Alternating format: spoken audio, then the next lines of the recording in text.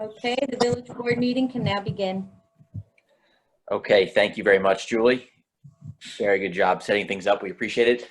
We're going to begin our Board of Trustees meeting, April 9th, 2020, with the Pledge of Allegiance. I pledge allegiance to the flag of the United States of America and to the republic for which it stands, one nation, under God, indivisible, with liberty and justice for all. Thank you very much. So in our traditional meeting format, next is our Employee of the Month. And with that said, we'll get to that in just a bit. Russell, thank you for your email here. And we'll introduce our Employee of the Month shortly. Okay, so our Employee of the Month for April 2020 is Dan Foyset from the Ambulance Department. His position is an EMT paramedic. And here is what we'd like to share about him. With most sincere gratitude and appreciation on behalf of the Village of Southampton, we are so proud to have Dan as a member of our team. His commitment to serving our residents is paramount. Dan has been instrumental, spending many hours training his dedicated staff, ensuring all current updates regarding COVID-19 epidemic, and providing personnel with PPE. All these critical actions safeguard our ambulance team and facilitate the capability to serve our community. Managing his increased responsibility with a positive attitude has proven to be most effective. His calming disposition has fortified his team to persevere, endure, and appreciate one another to accomplish the daily mission. Our village has focus, determination, and one common goal: to nurture and protect our residents during these unprecedented times. Dan has proven to be an instrumental part of the village team. So the individual completed his nomination for his department head, and we'd really like to extend our sincere gratitude and appreciation for Dan, not to mention the entire EMS department who has really stepped up for us during this time. So thank you, Dan. We'll be sending you a letter and your plaque. And again, we cannot thank you enough. So next would be the public hearing, I believe. So Russell, I'll let you take this from here. Okay, first, beforehand, we did allow for people to send public comment in up until 5:45. We did not receive any public comment. And I'll entertain a motion to open the public hearing, which is the 2020-2021 village budget. So moved. Is there a second? Second. All in favor? Aye. Aye. Okay, so the village board did receive a copy of the tentative budget as prepared by administrative staff, the department heads, all village personnel, and then working with the mayor, and we put together a budget that is coming in under the tax cap, and we feel is a balanced budget. We're not using any appropriated fund balance. I believe that it positions the village in good shape for both the instance of if we go through some tough times. I think that the mayor has taken into consideration that could be very well be a possibility. I think that, again, because the village gets the lion's share, the majority of its revenue in the first 2.5 months of its budget year, that we will have an indication very early on if we're going to be meeting our anticipated budgeted revenues. However, the expenditures do have in it plenty of contingency, as well as a number of items that would be considered discretionary, for which this board could, adjust, as needed. I'll let the mayor, if you would like to highlight some of the things that you felt were important here, I'll turn it over to you, or again, anyone who would like to ask some questions, that'd be fine. Just so everyone knows, the budget is online. People are able to view it online, and again, that's just a quick overall summary of where we are with the budget. Thank you, Russell. I appreciate it. And I wanted to thank you very much for your diligence during this process. Thank you to your team. It was a lot of work, obviously, to make sure all inputs were in, and obviously do this, especially during this time when we have so much else going on. A few highlights regarding our budget are the following. As you said, we stayed within the tax cap, so we did not pierce the 2% tax cap. We did a few things that we're particularly proud of. First, for the first time ever, we included a environmental special projects line item for clean water and for Lake Agawam, upwards of $350,000. In addition, we allocated funds in a mayor's line item. Those funds will specifically be used for studies for H2M. Hopefully we will pass a resolution to engage them tonight to update our sewer study. This is critical for the health of our downtown. That budget will also be used for matching grants. We hired a second grant writer to help us with revitalization grants. So money can come out of that line item. And in addition, we intend also to use that line item to fund ocean rescue. They asked us for $5,600. So that will come out of there. And then, of course, we created a coronavirus COVID-19 contingency fund, upwards of $400,000. And if we need to use that to deal with either special expenses or revenue shortcomings, we can use it, but we don't have to. And if we do not use that recovery fund, we could, and for example, if we get reimbursed by FEMA for out-of-pocket expenses, that $400,000 either could be allocated to other projects such as paving, or in addition, it could be put in the general fund. So I think it covers all of those things. Special projects, again, another project is obviously updating our master plan, but we cover special projects, the mayor's fund, we cover environmental fund, and we cover a coronavirus contingency fund, all staying within the tax cap.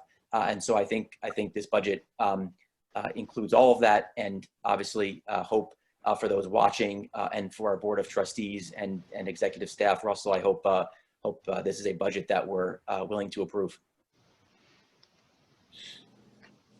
I don't know if there's any other comments from the board, or if we want to wait to the next meeting. I'll really open. Russell, you can kind of take it from here.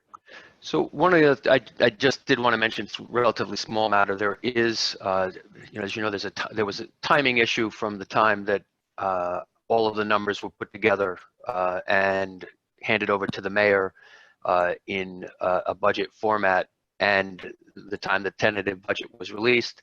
So there is a resolution later on in the packet here that reduces the tax warrant by approximately $20-some thousand, and it has to do with a retirement in one department, and then in further analysis, the need for additional funds for some utilities in a couple of departments. I just wanted to add that the reason that there is that resolution here is that there is a timing issue between the time that the mayor gets all of the data, and then and the date he turns over a tentative budget to the board.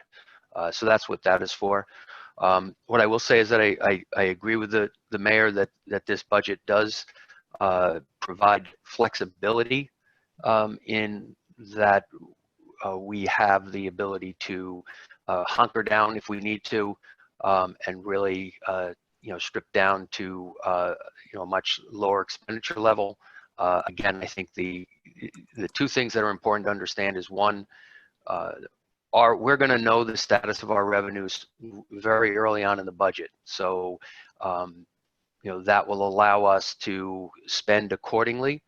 Our budget always has a significant amount of money in what we call special projects, a significant amount of money that we interfund transfer to capital projects. So there is meat on the bones in the event that we need to scale back. The other thing that's important to understand is that this village is in good financial stead, so that we don't appropriate fund balance. If we do need to, if this is a sustained, I hate to say the word, but if it's a sustained recession or a period of time in which things are difficult, the good budgeting that has happened and continues to happen here has put us in good stead. We have a very healthy fund balance, and so I do think that we'll be able to operate, relatively smoothly. Again, we may have to cut back in some ways, again, if revenues are light, but I feel very strong. I also think our rating agencies will see this budget in a very favorable fashion as well. I think it takes into account, any and all potential events that may come forward. Can I chime in? I want to just get some things, so maybe the mayor, you can help me follow through some of the things that I've looked at. Going forward, we are going to really have to freeze expenditures on discretionary spending until we get an indication of where our seasonal revenues are, because generally that usually is about August. Beach passes, taxes, things like that, and how this, pandemic that we're in moves us and how people are affected by it is going to be a big indicator of where we're coming into the expenditures. One of the things, when the movement to a special environmental fund, we support the commitment to the environmental water quality and, creating a separate department. Mayor, would you lead me through that? Because one of the things I'm curious about, is that going to be restricted? Like, if we earmark that for just environmental and we don't need it, can we move it back without the state? Understanding that with the way that the budget's been done through the years and the ratings that we've gotten now, would be shifting accounts back and forth. Would that raise red flags and jeopardize that? Because that's one of the things that, I do see we have 2 contingency accounts now. So can you lead me through that so I can sort of, feed on that, please? Sure, and I can take the first part and maybe I can direct it to Russell and Brian for the other parts. So the environmental fund isn't so much a contingency fund. It is, to be used for environmental projects. Now, there are specific environmental projects that we have in mind. It doesn't have to specifically be used for it, but we had our DEC meeting, a few months ago before things took a turn in this direction. So we had discussed, the hydrogen peroxide treatment, working to clean Lake Agawam with the DEC. In addition, various board members had spoken to teams about floating islands and bioremediation. Potentially money could be used for that. It also could be used for additional environmental studies. The Clean Water Committee, led by Rob Coburn and Tom Latham, had suggested appropriating obviously a certain amount of funds towards clean water as well. But in the case that we don't use it, it can be obviously at the end of the year put into the general fund. But I actually believe that Russell could probably provide more information on that as well as Brian. So Russell, if you have any additional comments, sorry to put you on the spot, but hopefully you can add to what we discussed. Well, what I will say is that the thing that would be important is, once we have established technically what is a new department, what the protocols are, is that falling, and again, these are kind of logistic things that I think are not as relevant as how we feel about the overall budget, but they are things that we will have we'll have to work through.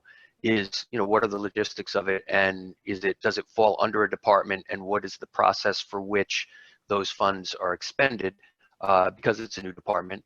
That, again, I don't think that's something that we would need to spend a lot of time on during this public hearing, but something that we would probably work out kind of in working with each other as we move forward. As far as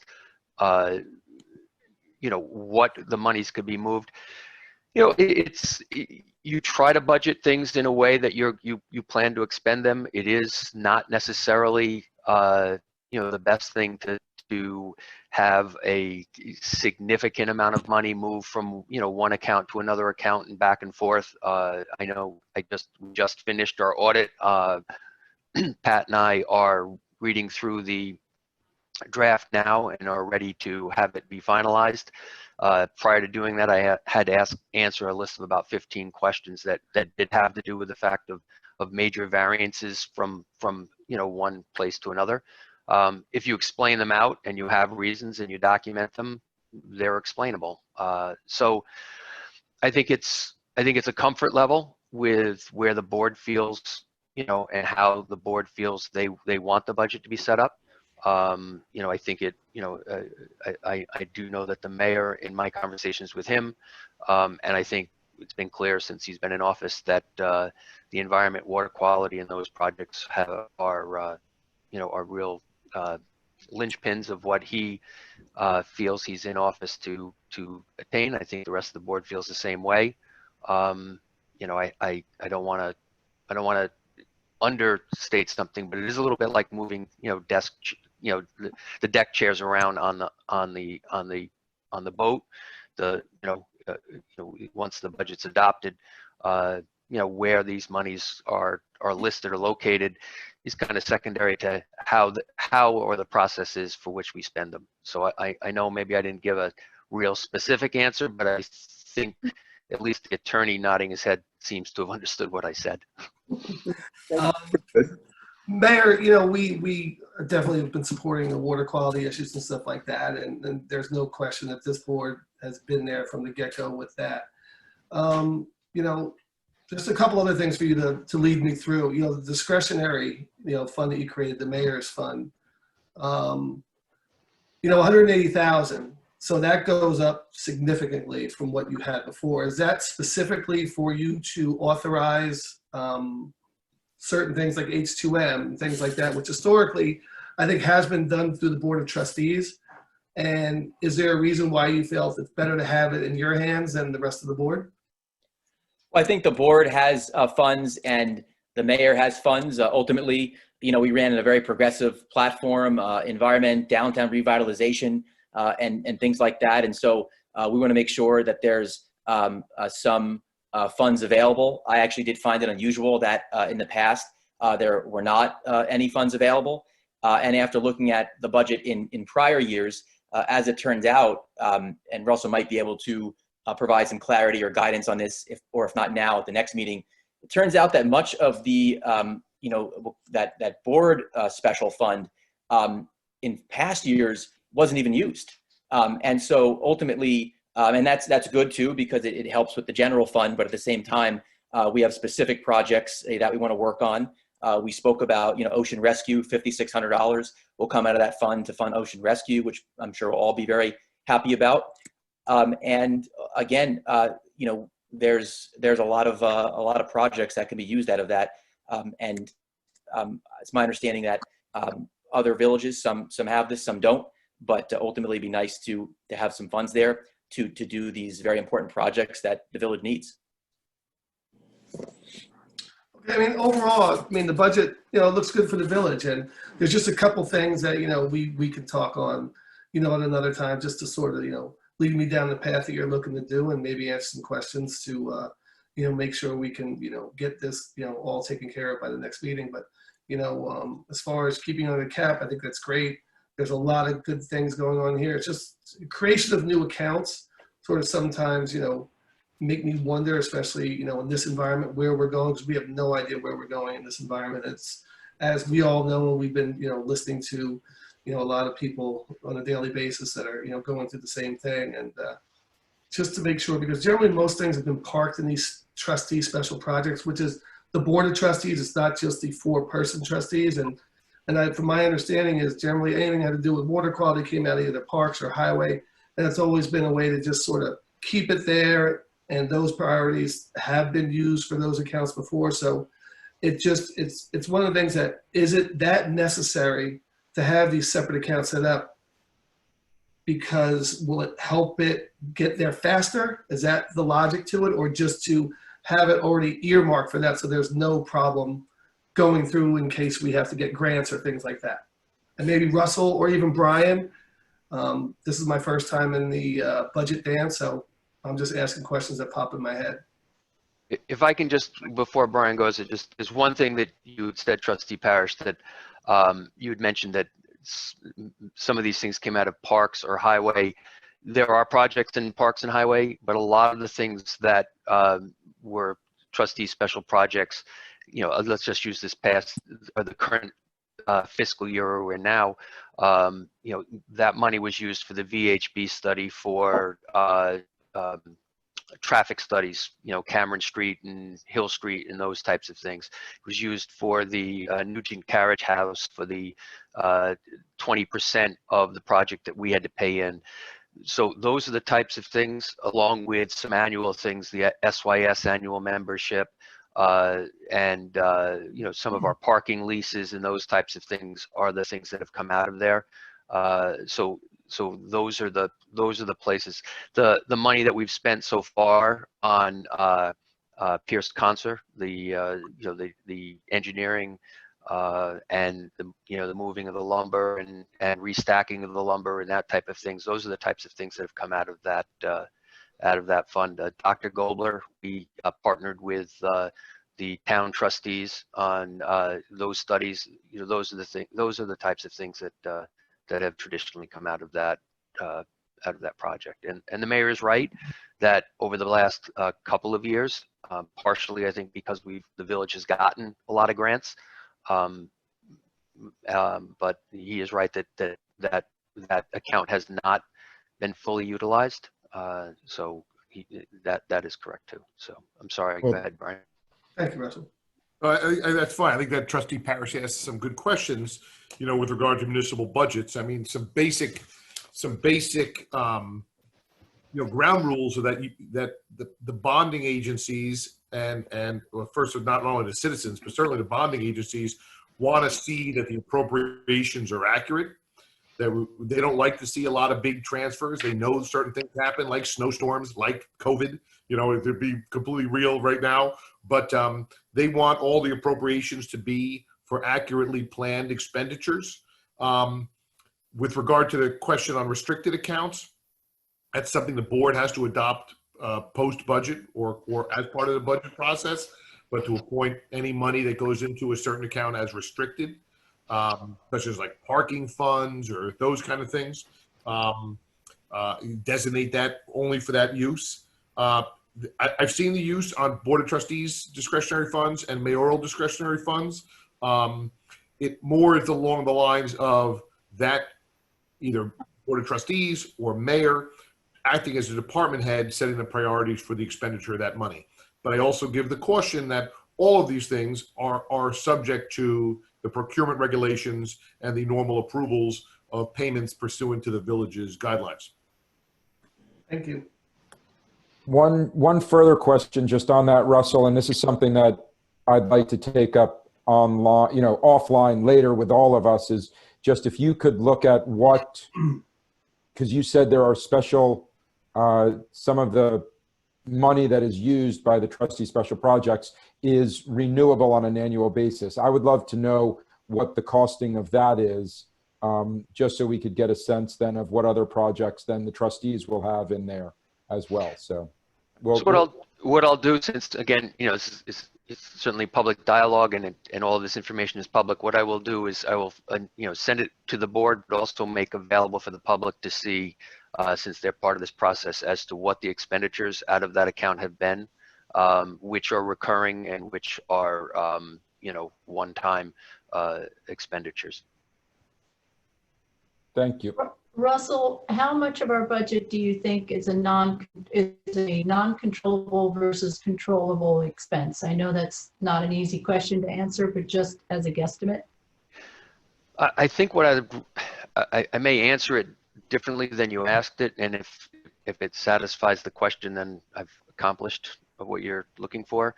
I would say that easily there's 1.8 to $2 million of funding that this board could immediately say we're going to freeze and not we're not going to be able to do this year, in 2020, 2021. So, without really even pulling back things that I'll say even normally do, there is, probably, between 1.7, 1.8, somewhere in there that, that if, and I'll just use as an example, if, beach revenues and early permitting that the majority of happens in the summer doesn't occur. And, we're trending that way. Those are some of the adjustments that this board would have the opportunity to make without, really hamstringing or having to go into fund balance to make up the difference. Which is significant if, in comparison to probably any or most municipalities, especially this size. And we're betting on a, beach revenue and building department revenue north of 2.5 million. Just Well, roughly. what I'll also say though is that we consistently every year come in at about $1.6 million in excess of what we anticipate. And when I say 1.6 million in excess of what we anticipate, you have to take out the $24 million that we get in taxes. I'm talking about of the 6.8 million or so that we anticipate in other types of revenue. We come in, over $1 million above that. So if you think percentage wise, that's a pretty high number. We budget very, very conservatively on our revenue side. So, you're talking 20%, we have kind of 20% room margin, I'll say is the best term from where we have traditionally come in. Hey, Russell, I got a question for you. Do we have anything that's like an unfunded liability account? Let's say, for instance, now with COVID and people getting nervous and they're getting close to maybe wanting to take sick leave and they're ready to just, stay away from work. Do we have an account that would sort of fund something like that? Or if a lot of people decide that they're close to retirement, they're all going to start to get out and, do we have something that can prepare us for that? Because I just don't know going forward if that is a possibility. Yes, we do have compensated absences of, I think, $300,000 that we budget every year. Yeah. Okay.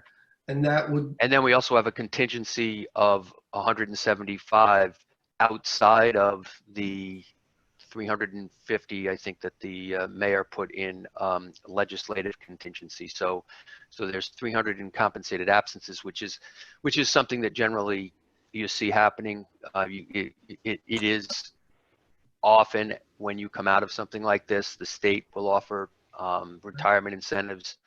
Other municipalities will kind of band together and say, what are you doing? What are you doing? You might offer a local retirement incentive.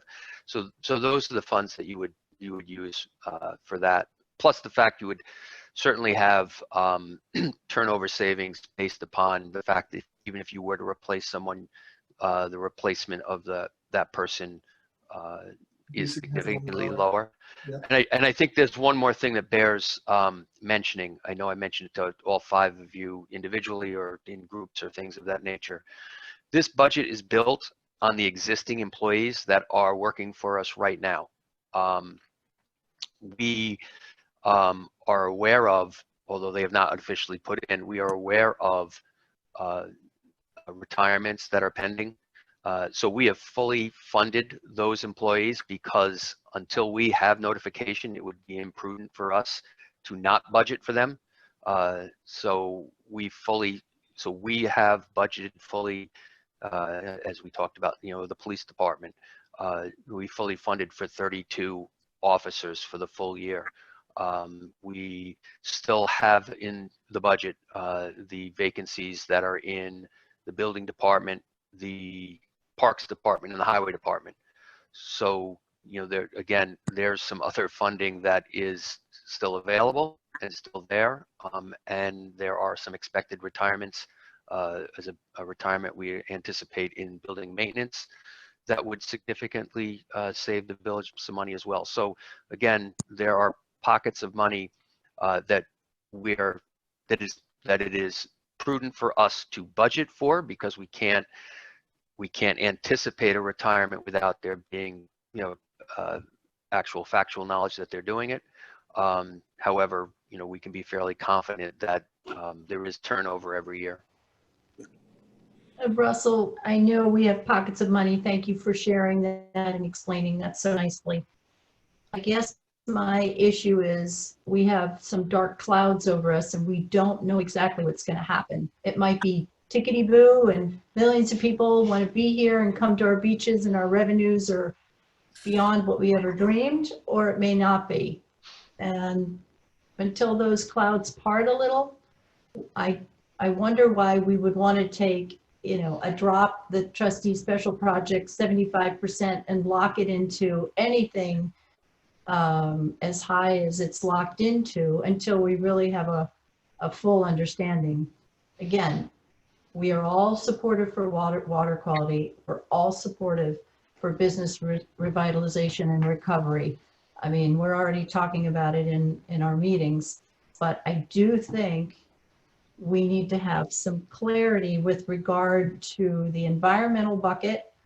What are the, top 3, 4, 5 things we think we have to do and the costs associated with that, understanding that there's a grant element that may or may not come through, and then start from there, working in partnership, with our different committees. I'm just a little concerned to put that much money in 2 buckets. It may be too short, it may be too high, but I'd rather have it at the umbrella in the trustee special projects section. In addition to that, I understand the mayor's line item has gone from $1,500 to $182,000. I recognize, Mayor Warren, you have your campaign platform is aggressive, and we are equally aggressive on trying to, revitalize the village, especially now. My question is, does that have to go up, over 1,200% if we're all working together? And what is the protocol around that?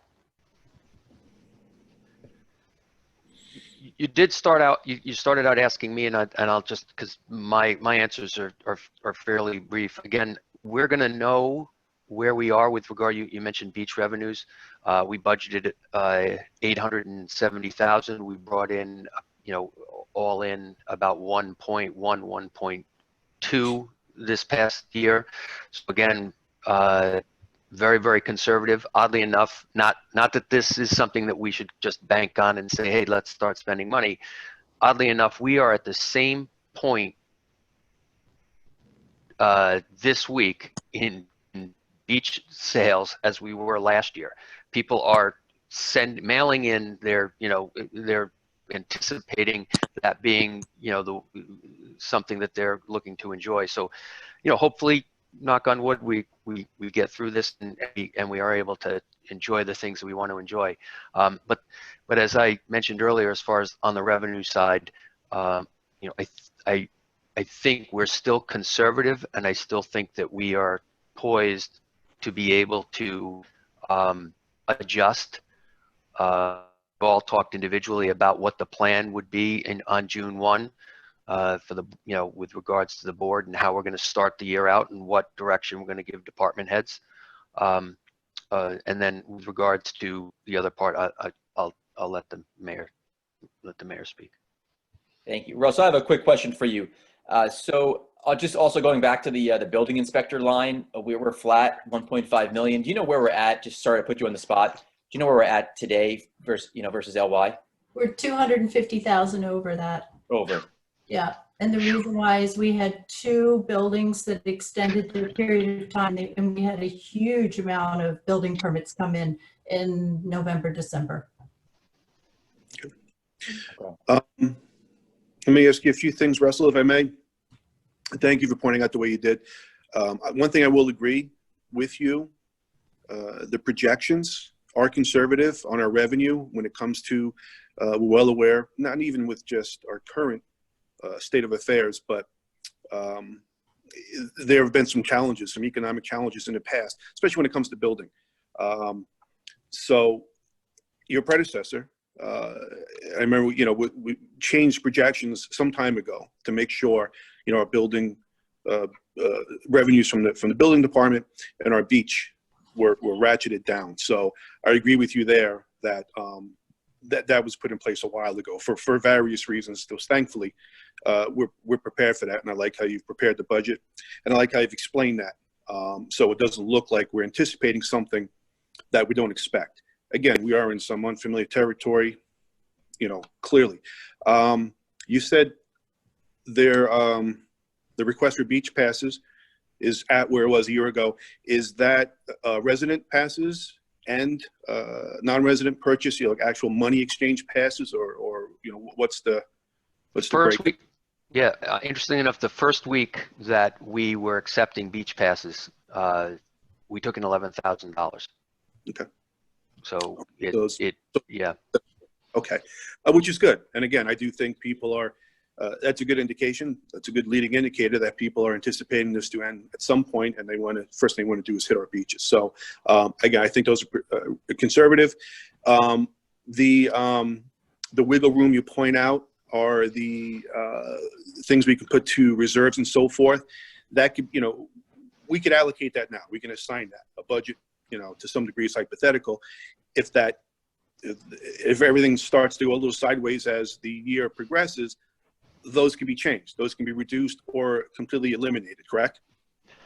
They could. And what I'm hearing from the five of you in discussing this budget is that we would like to start the year off in which we put out the edict that we only want purchase orders for contractual and or items that that are prudent for us to do. I mean, obviously, if it's smart for us to replace an HVAC unit as opposed to spending $5,000 a month repairing it, that is that absolutely necessary? No, but is that a prudent thing to do? Yes.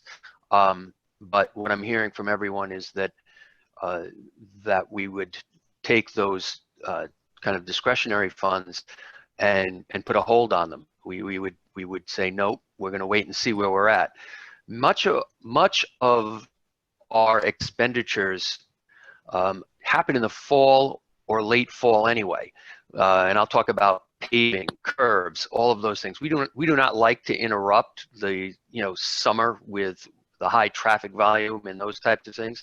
So many of the things that we spend these monies on actually don't start to occur to the fall anyway. So all of this kind of falls in kind of concert with one another. We're going to know where we are with revenues because most of our revenues come early in our fiscal year, and we're not going to be pressured to understand whether or not we have to spend some of these monies until kind of fall, because generally that's not, that's when we start to really spend our money. So that's why I think, this is a very, very explainable budget. I think it's a very, very conservative budget. But yet, if we do run into something that is extraordinary, we have the ability to be flexible enough to change on the fly. Right. No, very good point. You're right. A lot of those expenditures really will not occur for you explain in the fall. So good point. Thank you for explaining that, and so public understands as well. And I thank Trustee Parrish for asking again if we plan, the compensated absences. That's always been a large component of the budget. And certainly that's why it's always kind of important to get some kind of idea of what departments have impending retirees. And that's where, again, I have yet to be in a situation where we have been caught behind the eight ball when somebody retires. And sometimes we do have retirees that we have to have some sizable payout packages. And I've yet to, since my tenure, I haven't been in any budget that hasn't been able to handle any part of those. So thank you for explaining that.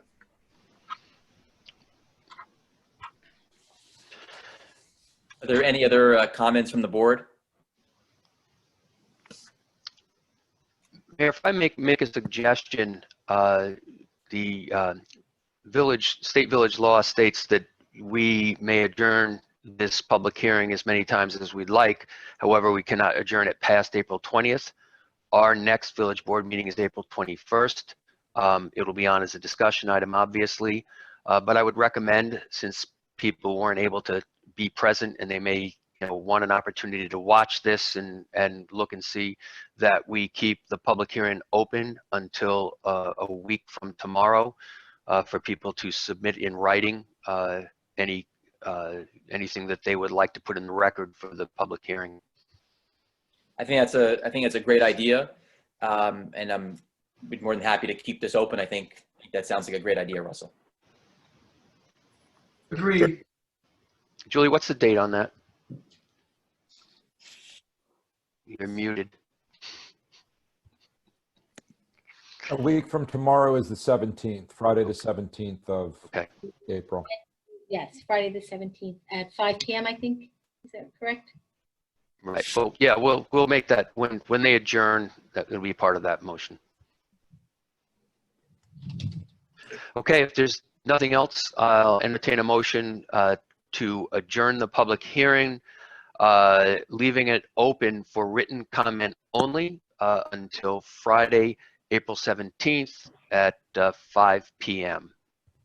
We will post on the village website, the email addresses for which people can bring forth the public comment. Is there a motion? So moved. Is there a second? Second. Second. All in favor? Aye. Aye. Thank you very much, Russell, and thank you to our board. It's been a new experience to do everything on Zoom, but we're getting through it all. So, Russell, we'll let you take the suggested resolutions from here, if you don't mind. Do you want to do communications to the board? Okay, great. Okay. So first we have from Rob Coburn of Hill Street, Southampton, a couple of correspondence in which he was discussing his concerns with residential construction, essential business, and social distancing. The second is correspondence from the Southampton Village Surf Committee, Steve Delaney, regarding recommendations for social distancing for surfers and beach parking. Essentially, it's stay at home as much as possible, stay at least 6 feet from each other, do not gather in crowds, stay out of crowded places, park in every other space, leave at least 1 car length between vehicles, don't surf near other surfers, and if possible, please change your wetsuit at home. And they also recommend that they'd like surfers to leave the area immediately upon exiting the water. Next, we have from Chris Miller of the New York State Department of Environmental Conservation, congratulating the Village of Southampton for receiving a grant award of $186,714 for the Village of Southampton Agawam Lake Green Infrastructure Project. Great piece of news we got later this afternoon. Very good. And yeah, and finally, we received communications, multiple communications from Brenda Simmons, who has an opposition to additional cell towers in the village, and she is stating concern with regards to health issues, and she has accompanied some studies and stated some studies that she's referencing with regards to the dangers of cell towers, and also concern with that this is going on during a period of time in which it's difficult for people to get into Village Hall and communicate. That is the communication that we have. Thank you very much. We can move forward with suggested resolutions unless we're missing anything else, but thank you for those communications. Okay. I'll entertain a motion resolved that the reading of the minutes for the public session of March 24th, 2020, and the special meeting of March 31st, 2020 be dispensed with, and that those minutes be accepted as filed with the village administrator, and that the actions taken at those meetings be and hereby are ratified and approved. So moved. Is there a second? Second. All in favor? Aye. Entertain a motion resolved that the claims for the warrants dated April 9th, 2020 totaling $1,575,253.82, warrant number 14 of the general fund, $172,221.98, warrant number 11 of the capital reserve fund, and $591, warrant number 4 of the CS Trust Fund, and the village payrolls for the period March 13th, 2020 to April 9th, 2020 be audited and approved. So moved. Is there a second? Second. Second. Just on comment, I think it's important because of the fact that the warrant is so high that we explained to the public that the warrant is available online. We did post it. 400,000 of that is for employee benefits. The employee health insurance is about $370,000. The employee dental and vision is about $30,000. This is the meeting in which we pay the quarterly Medicare reimbursement for our retirees that are past the age of 65. By doing so, we save a significant amount in our overall health insurance costs to those folks who are over 65. And then $975,000 of it is the interfund transfer from the general fund to our capital reserve account, which was passed by resolution by this board 2 meetings ago. If there are no other questions, all in favor? Aye. Aye. I entertain a motion resolved that the Board of Trustees hereby approves the attached schedule of budget transfers to eliminate line item overages for the period ending April 9th, 2020. So moved. Is there a second? Second. Just on a comment here again, as we near the end of the year, there are often times that monies do need to move from one budget line to another. These are, fairly regular and standard transfers that are taking place. Again, we'll post that online as well for the public to see. All in favor? Aye. Aye.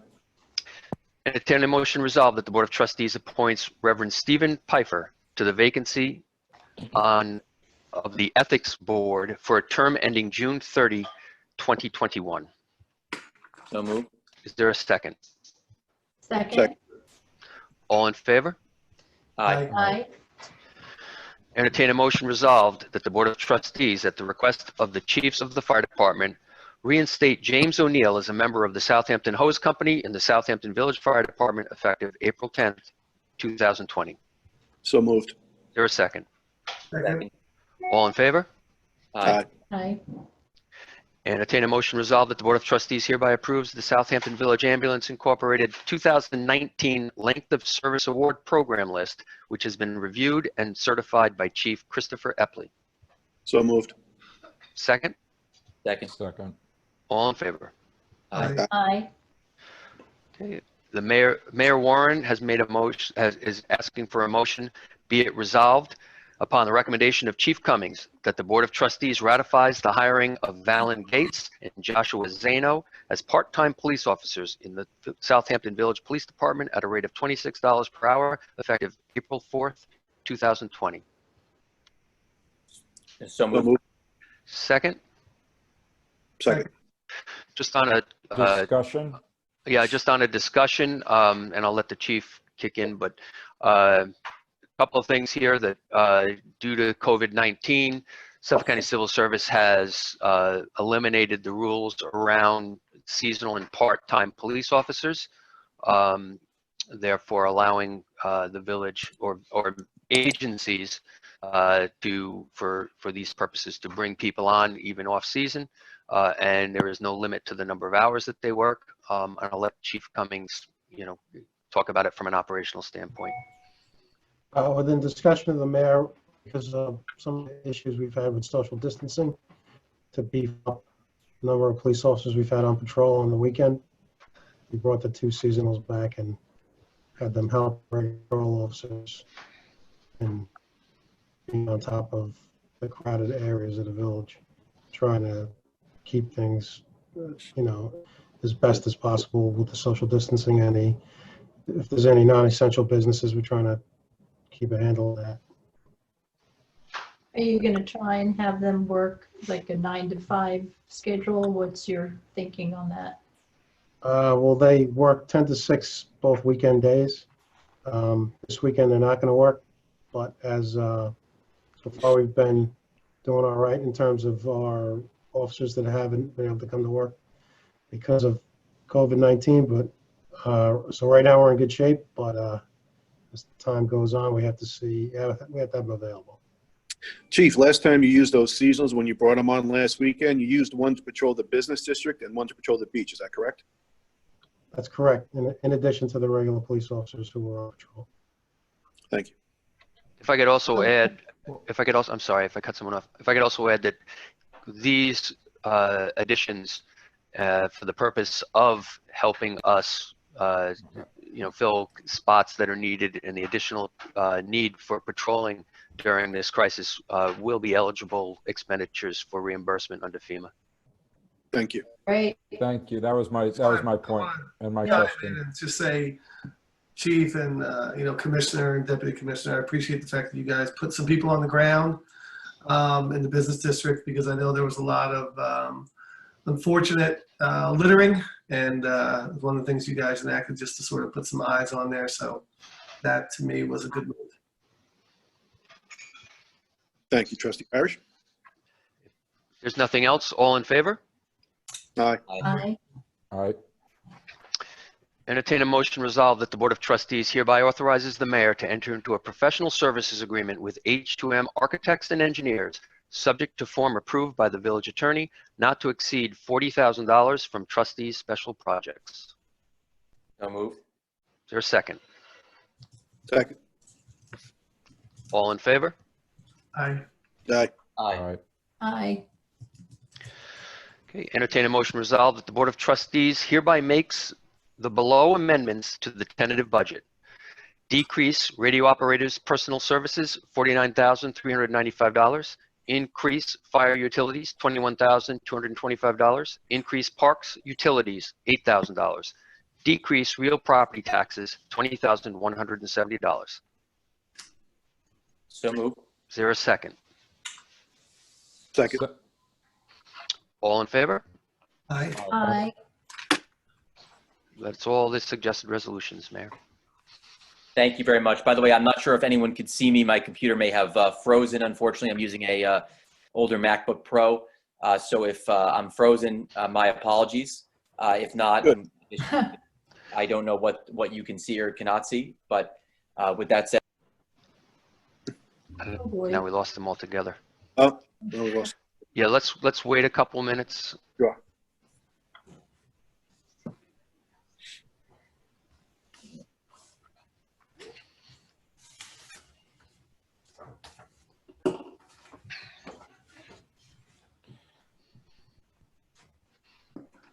Do we want to pause the recording, Julie, and then we'll go back into it when he gets back on? Or do we need to would we need to make a motion for that, Brian, or what? No, this is a pause for a technical difficulty. We're not going to be conducting any business during this pause. Yeah, No, and it's okay. probably easier to edit than start and stop.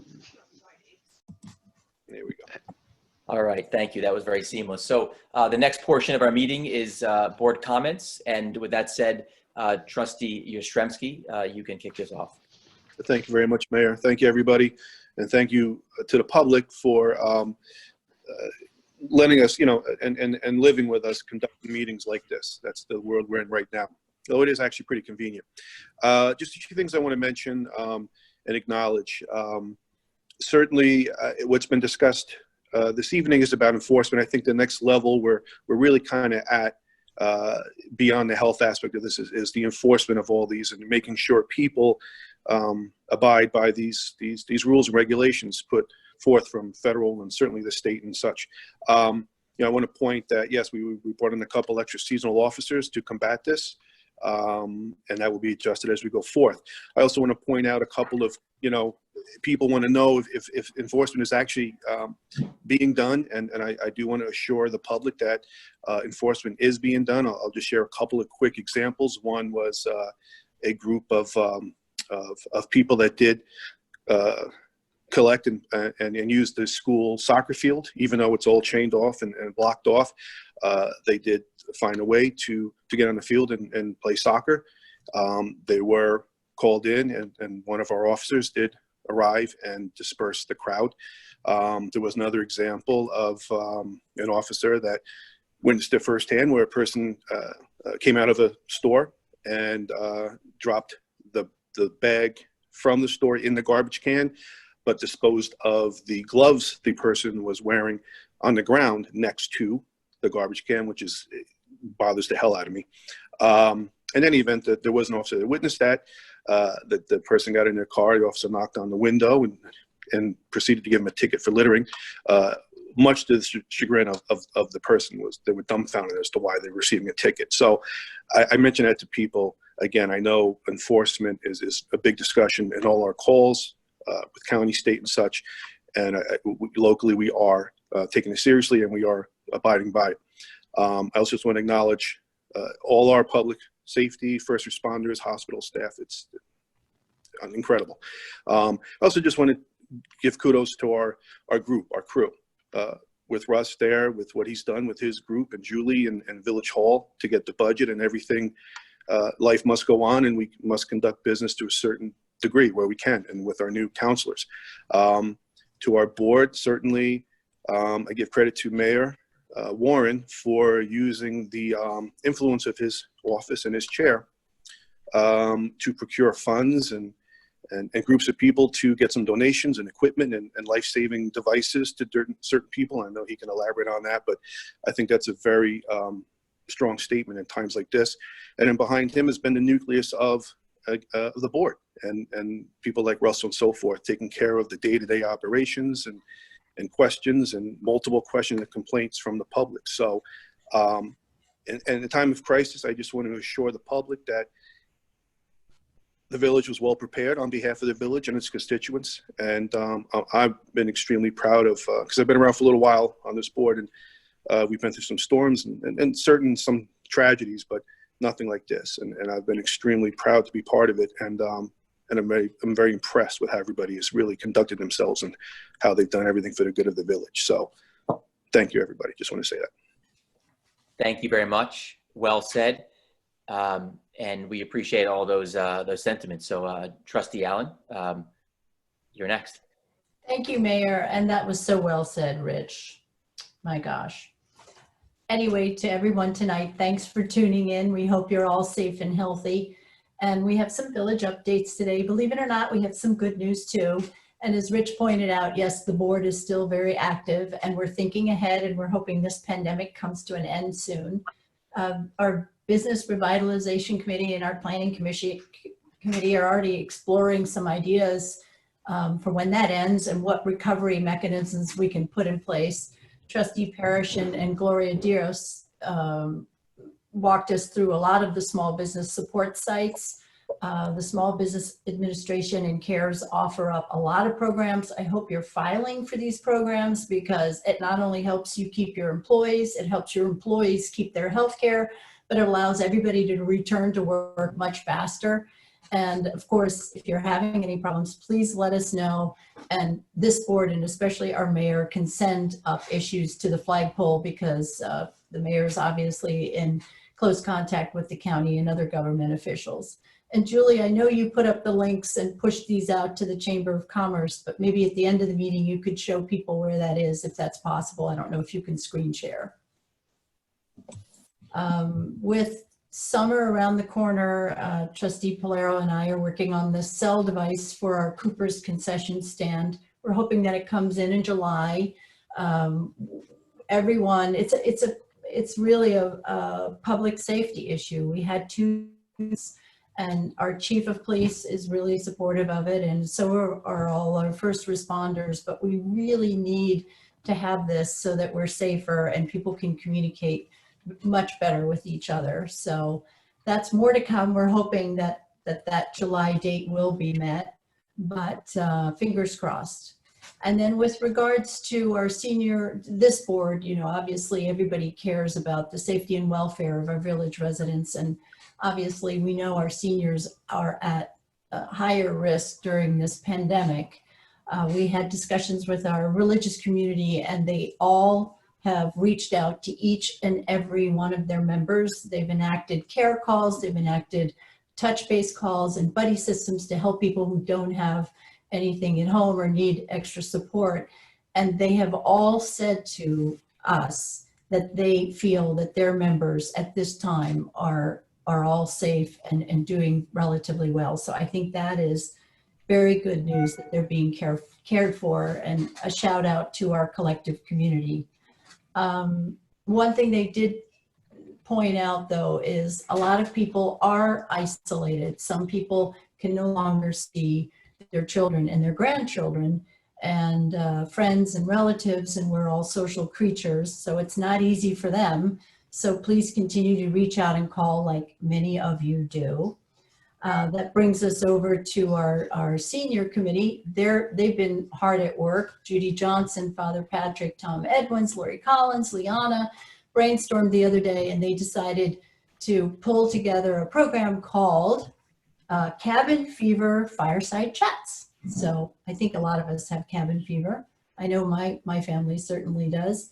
So if you feel bored and you can call in and connect with others, there will be a short overview by Father Patrick on FDR, very brief, but you can go to the Southampton Village Museum website and sign up for it. It's this coming Thursday at 11 a.m. And just keep in mind that a lot of our cultural institutions have very good programs that you can access online. But for some of us, there's been a considerable learning curve on picking up this new technology. I mean, we're all doing Zoom for the first time. Thank you, Julie, for setting us up. And we had technical difficulties right now. And I think, Julie, you were telling us there was an issue with Zoom where people come in and this and that. So one of our senior committee members said, you know, I had to show my mom how to use Facebook, and she had never done it. And it was a real struggle for me because I'm not a techie. I finally got her up to speed, and she's loving it and engaging with the community. So we're exploring a senior technology hotline where we can pair, you know, some savvy tech folks and next generation individuals that maybe like community credit, and work with the town and somehow maybe put this under the umbrella of ASAP, which is that program that's providing deliveries to seniors. But the thinking of it, more to come, but the thinking is we set aside a few hours a week where, you know, folks that have these technological challenges can call in and maybe get help to get up to speed. Meanwhile, our Rogers Memorial Library set up an online tutorial. And if you go to their website, that will show you how to access Zoom. It may not be up yet, but I know they were working on it today. And last of all, I'm just personally inspired by so many people's acts of kindness. I know the mayor, you know, worked a lot to raise funds for a lot of really incredibly needed ventilators for our hospital. I know many people donated respirators, and many people are driving by the hospital at night and cheering on our first responders. On Friday, I think we had over 200 cars, and one of my neighbors called me later and said he had tears streaming down his eyes watching our community come together like that. Please come to us with all your great ideas and suggestions. We don't always see everything or think about things the way you do. You give us so many great ideas. And last of all, I just have to shout out, it's Dispatcher Appreciation Week, and we know their phones have been ringing off the hook. And to our entire community, wishing you a wonderful Passover week and a wonderful Easter celebration. Stay safe and healthy, and back to you, Mayor Warren. Thank you very much for sharing all those details. We look forward to Thursday at the History Museum. So thank you for organizing that. And next up is Trustee Parrish.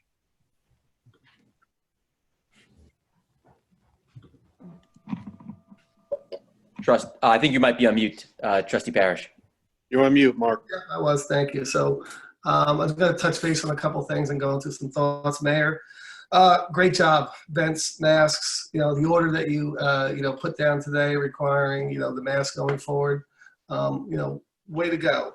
Each individual board member, yeah, I know you guys have been doing a lot of work, a lot of, you know, phone contacts, and keep it up. It's important right now. A lot of people are looking to us for answers. We can't give them all. Everybody is searching. And as you know, on the county calls every day, you know, we're listening to 100+ people trying to see, you know, searching for things that, you know, as the governor said today, it's like, you know, this is complex. It really is. Just want to go with some thoughts. Friday, drive by with the hospital. It was incredible. It was really touching. Tuesday, being part of preparing 50 lunches that was organized by a Southampton High School student, Kira Gill. She is, you know, committed to raising money to help buy lunches for the hospital. She's been choosing local businesses. I happen to be one of the recipients, and it was really good to be part of that, knowing that as it was going out to go there, that the people that are battling this conflict really, really, really are looking for some comfort at times because they're not getting much of it. Wednesday, the county call yesterday, that would be with the COVID update. You know, listening to Steve Malone, who's been a rock, and hearing the empathy and sadness in his voice as he announced that 60 people had died yesterday. It was, you know, I got off that phone, it really sort of just, you know, came to me that this is something that is complex, like the governor said, in so many ways. You know, right now I'm thinking about every person who's died or sick. You know, they were alone. Their family members could not see them one more time. But these are the things that, you know, really sort of go right to, you know, the core of who we are. All the people on the front lines that are battling this virus, you know, what they walk into every day. You know, I can't sit here and say I understand it. I don't, but I have empathy and I have, you know, inner strength, and I'm sending it their way. It really is something that is, as we go through this, we really understand that it's important that these people are there for service of others. You know, 30 million kids in need of school lunches here and across the country. And I got to talk to some people this way that are trying to make that happen. You know, that's what we're thinking about right now. You know, another thing I'm thinking about is why our streets are littered with used gloves, masks, garbage. You know, why people are choosing to behave like this and then put our village employees in a situation that they should clean it up. That's really disappointing. I got a shout out to Officer Lubold, who on Monday morning when I was driving to work in the back parking lot, she was out there with the gloves, mask, a thing to pick up garbage, and she had a bag, and she was just going around picking up because she felt it was the right thing to do. And there's been a lot of people that have done that, and thank you, because, you know, we don't know what's going on when people are tossing things down. And, you know, it is a time where we are inundated with a lot more people than we're used to. These are the things that, you know, I'm thinking about. You know, and really more importantly, each member of this board has unique strength. You know, we're using to help move forward. You know, I'm confident that we will all have positive growth through this and beyond. You know, the one thing I say is, and I'm always saying this, be smart, you know, and thank you to all those who are being of service. Happy Easter and Passover. Thank you very much, Trustee Parrish. We appreciate everything you've done and also said in words of encouragement for our team here in the village. So thank you again. And with that said, we'll move forward to Trustee Pilaro.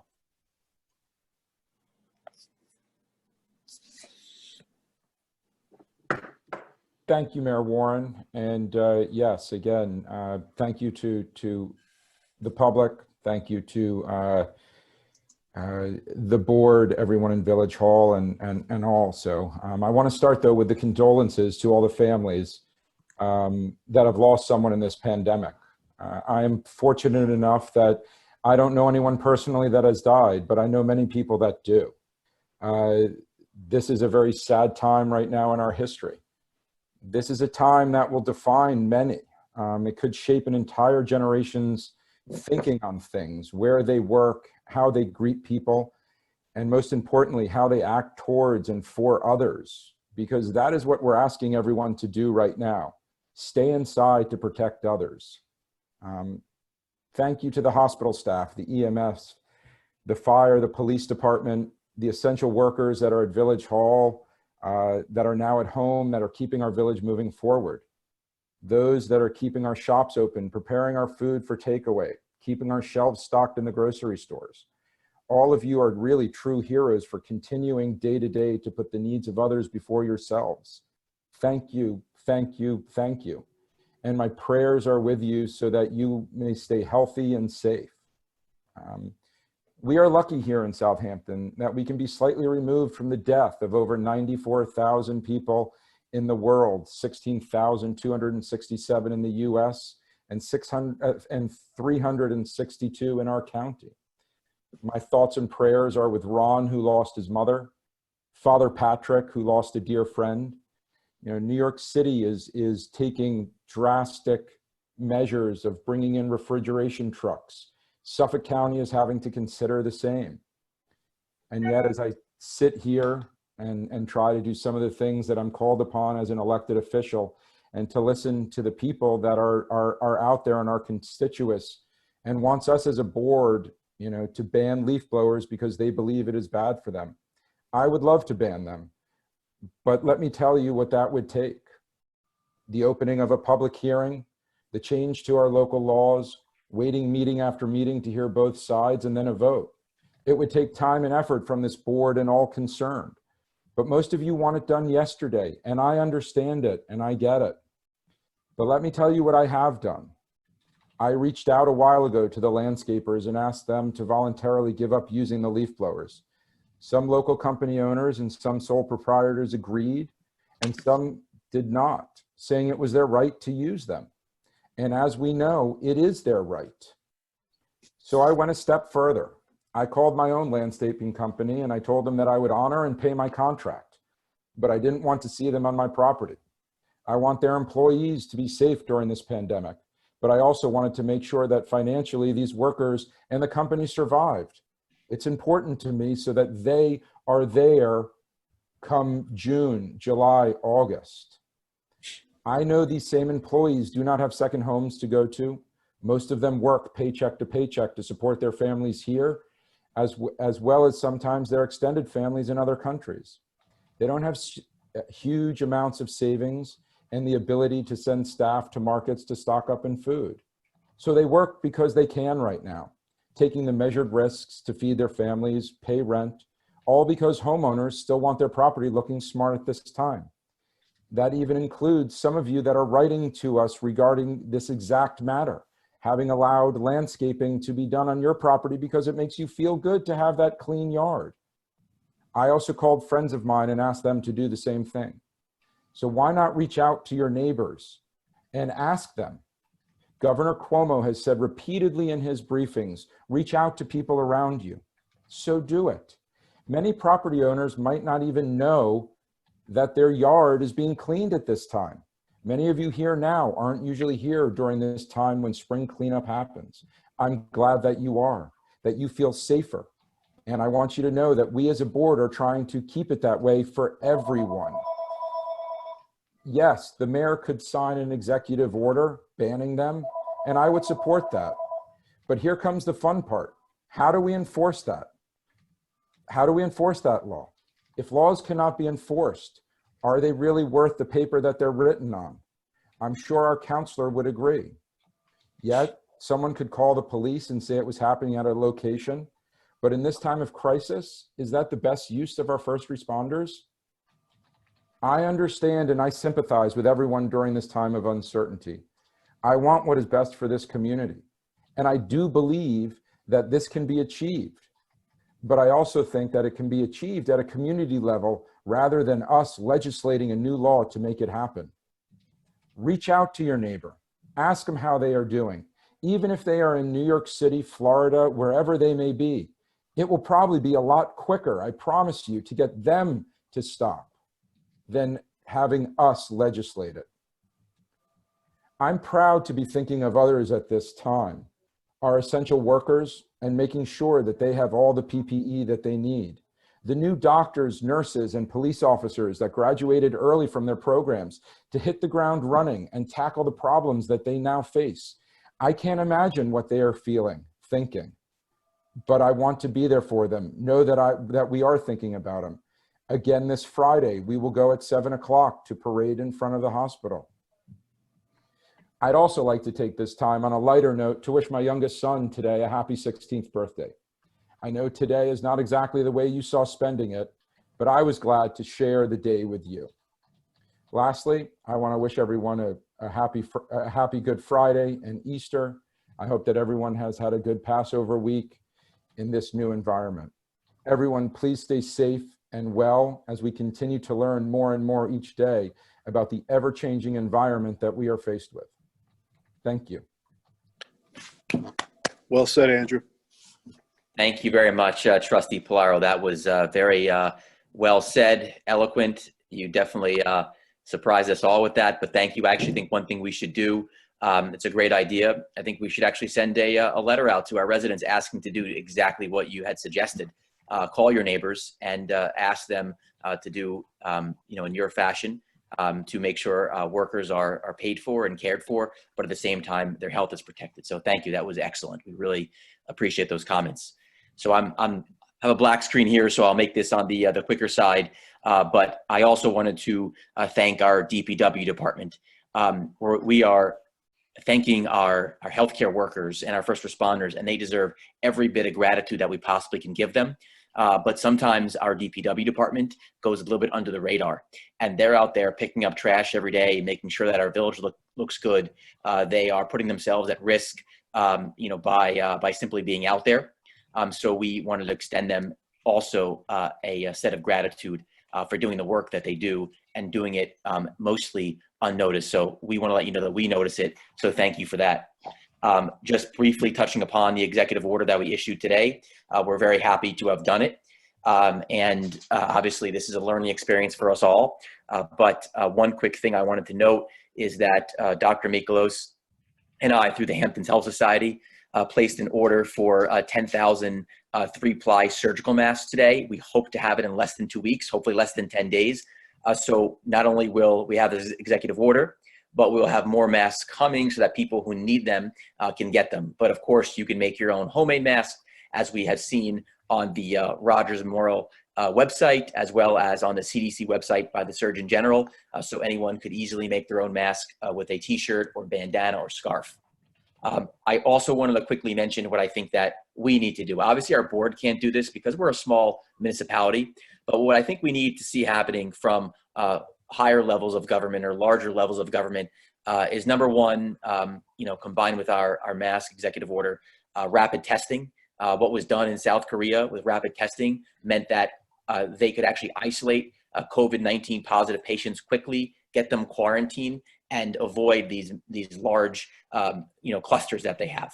Now, also, what we'd love to see happen is the plasma testing. So getting those antibodies from those who test positive, who have now tested negative, we need to get that done. We've brought that up both to our state and national level on some of the calls we've been on. So we would just want to encourage our state and federal government to enlist as much plasma testing as possible. And then in addition to that, we just happen to be in a very good position here in Southampton Village to be in a situation where our residents care, where we have an excellent hospital, where we have people donating to our hospital so that we're in good shape. We're very fortunate because when you look through your news feed and you look around the country, there are other hospitals. Now we're of course in this together, but there are hospitals out there that don't have enough PPE and that don't have enough staff working there. And while our hospital staff is working extremely hard and they are tired, but their morale is good, we know that every single day there's someone else dropping off more PPE at our hospital and to our first responders. So we happen to be in a very fortunate situation. We really should appreciate that we've got a great community supporting everyone here. So with that said, again, happy Passover, happy Easter. And I don't think there's additional second public comment. So with that said, I'd like to make a motion to adjourn the meeting. So moved. Second. All in favor? Aye. Aye. Aye. Thank you, everyone.